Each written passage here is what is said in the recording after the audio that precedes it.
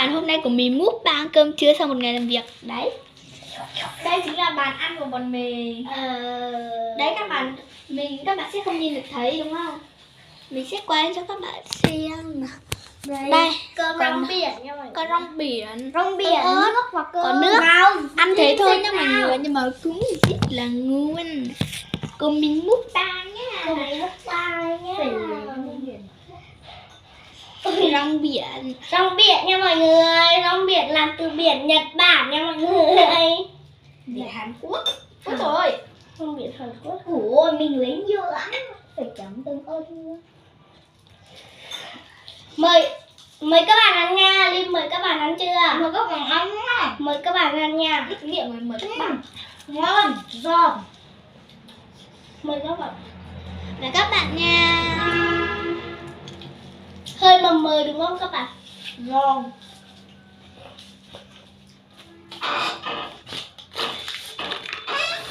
Cảm ơn rất. Tin là tao vứt luôn. Giòn, rong biển thì giòn nha. Thì đụng nước. Đây á, mình uống nước nha mọi người. Lô. Một, Liên hai, từ từ. ba, Liên con từ đấy thôi. một, hai, ba, vô. Cái đó mọi người. Ngon nha mọi người. Tí nữa ta phải dọn dẹp cái căn phòng này rồi đi ngủ. Đúng rồi đó. Quá nét đỉnh một tí. Sắp hết rồi. Sắp hết. Các bạn ơi, mình ăn xong mình sẽ gọi mẹ để nói mẹ là chiều ai chở mình đi học. Đáng là chiều nay chị đi học đó. Nhưng mà Ngon nghe giống như bim bim luôn á. tại vì mới thi xong nay là cô dạy trong nghỉ. Ngon nha. Ui. Mình thích ăn cay mà. Mình cũng thích ăn cay giống đồ ăn vặt. Nhất là bào tuyết, chân gà bào tuyết. Ê, mới ra mắt bim bim bào tuyết tâm đen nào. Với cả gối chân gà bào tuyết nữa. Của Linh sắp hết rồi. Nó còn mấy lá nữa. 1, 2, 3. Còn 1, 2. Của Linh cũng 2. Liêm là Liêm cũng 2 thật. Tại hai đứa bọn chị toàn đều ăn một lá trước khi.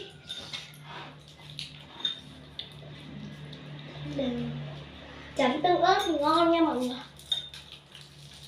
Trời ơi, mọi người đã xem video tránh đường ra cho da đẹp đi qua chưa? Mất công lắm đấy. Mất công lắm. Cứ đi thẳng lên này này. Cứ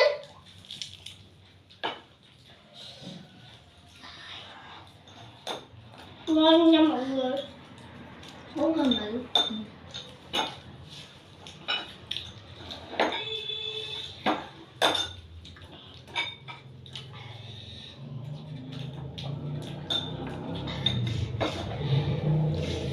Uống gần hết nước rồi.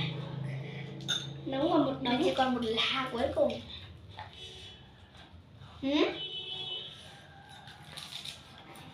Nóng hơi tí. Mọi người sao lại cứ tục đăng ký kênh mình thế? Lần trước được 64 người đăng ký ấy. Tự nhiên tụt xuống 63. Rồi cứ giữ mãi 63.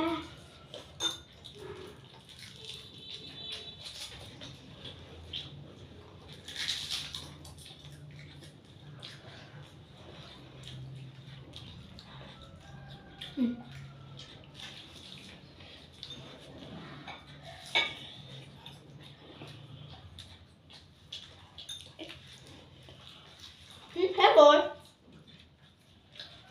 Nếu mà vẫn thừa cơm thì sao? Thừa cơm thì ăn cơm thôi. Thừa cơm thì chẳng lẽ lấy một gói chứ mà. Hết rồi. Nhưng một gói.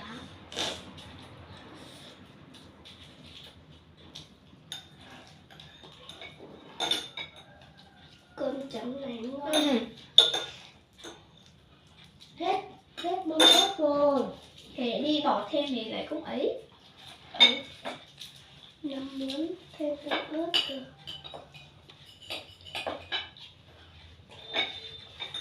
Ra là một gói nữa đi. Hả? Ra là một gói nữa ăn chung đi. Một gói có mấy tờ là người ta còn ít cơm kia. Thì tao cứ lấy đi. Rồi, thế cũng sao ăn nữa. Thừa thì tao cứ ăn rồi. Hả? Bữa đi ăn hết rồi. Ra thì trừ cậu ăn không cũng có gì đâu. Ăn không cũng có gì đâu. Ăn một cái là ăn thưa mấy cái không biết luôn này. Ăn một cái gì? Một cái hộp rong biển. Người ta phải vứt hết rác không có biết về, người có biết về nè. Ừ.